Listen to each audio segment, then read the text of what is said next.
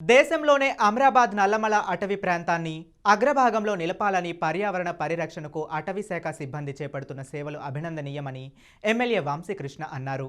అటవీ అమరవీరుల దినోత్సవాన్ని పురస్కరించుకొని అచ్చంపేటలో అటవీ శాఖ సిబ్బంది బైక్ ర్యాలీ నిర్వహించారు.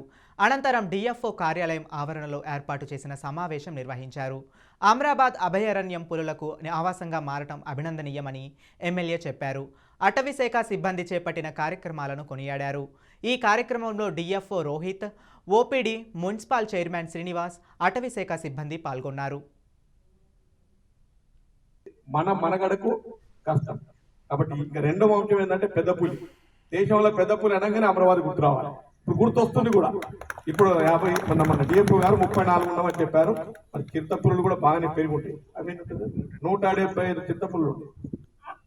అయితే నేను నిన్న ఒక టూర్కి వచ్చినాం, ఎమ్మెల్యేలు అంతా మంత్రులంతా.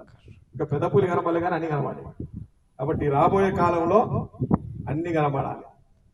మనం ప్రకృతి అందాలను ప్రపంచానికి చూపించాలంటే మీ పాత్ర ఉంది దాంట్లో.